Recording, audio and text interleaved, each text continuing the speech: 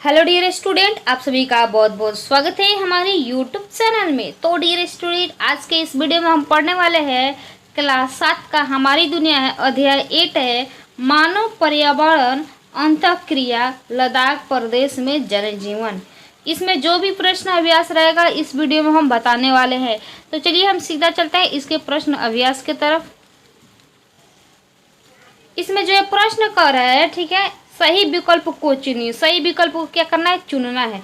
तो पहला कह रहा है लद्दाख की जलवायु शुष्क है क्योंकि लद्दाख का ऊंचाई पर होना, वनस्पतियों का न होना, हिमालय की वृष्टि छाया में होना, नीचाई पर होना। ठीक है, तो ये जो है आपका जो है ग नंबर सही हो जाएगा। ठीक है, दूसरा कह रहा है लद्दाख में पाए जाने वाले महत्वपूर्ण जानवर पांडा, जंगली भैंसा, याक, शेर। तो ये जो है ग नंबर सही हो जाएगा, याक। ठीक है, आगे देखते हैं। तीसरा कह रहा है कश्मीर से लद्दाख होते हुए तिब्बत को जोड़ता है। तो इसका जो है ख नंबर सही हो जाएगा। ठीक है, चौथा कह रहा है लद्दाख में बहने वाली नदियाँ सिंधु नर्मदा, सिंधु शोक, सिंधु गंगा, सिंधु चिनाब। तो इसका जो है ख नंबर सही हो जाएगा। ठीक है, चलिए आगे बढ़ते हैं। चलिए इसका जो कह रहा है इसमें जो है खाली जगहों को भरिए, इसमें भरना है।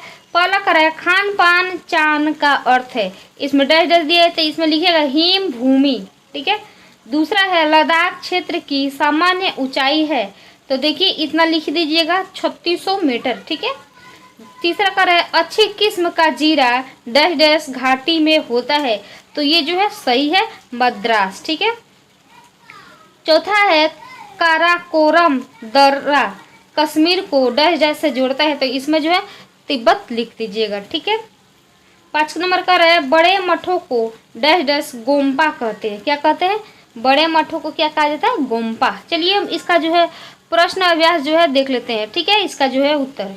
तीसरा करा निम्नलिखित प्रश्नों के उत्तर दीजिए, तो आपको उत्तर देना है। ठीक है, तो पहला कह रहा है प्राकृतिक हमारे साथ अनुकूलित है कैसे। प्राकृतिक हमारे साथ अनुकूलित है कैसे, तो चलिए इसका जो है आपको दिखाते हैं। तो देखिए इसमें जो है लिखिएगा यहाँ से, हम जिस वातावरण में रहते हैं वहाँ के जानवर, फसलें, कपड़े, वनस्पतियाँ जल आयु के अनुकूलन ढालने में हमारे सहयोगी है। ठीक है, चलिए आगे देखते हैं। अगले जो प्रश्न कर रहा है, दूसरा प्रश्न जो है कर रहा है लद्दाख क्षेत्र की जलवायु कैसी है। लद्दाख क्षेत्र की जो है जलवायु कैसी है, तो देखिए इसका उत्तर हो जाएगा अधिक ऊंचाई के कारण जलवायु शीतल और हिमालय पहाड़ के वृष्टि छाया में पड़ने के कारण शुष्क है।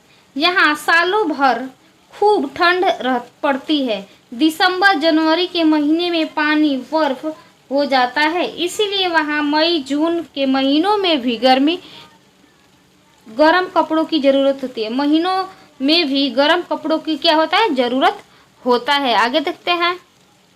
चलिए तीसरा जो कर रहा है लद्दाख में विरल वनस्पति और विरल जनसंख्या क्यों है, तो इसका जो है उत्तर देखिएगा यहाँ पे।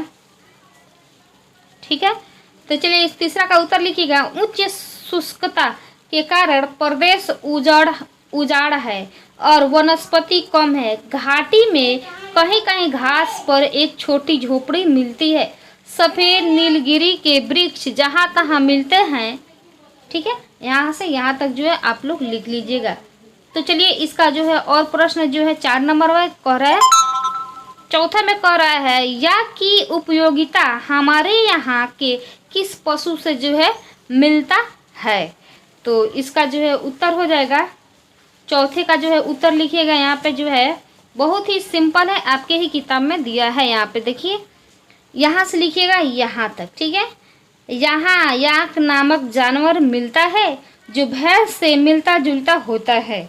इसके दूध का उपयोग पनीर और मक्खन बनाने के लिए करते हैं। ठीक है, इतना लिख लीजिएगा। और चलिए आगे देखते हैं।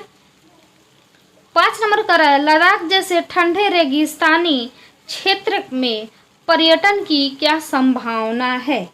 तो इसका लिखिएगा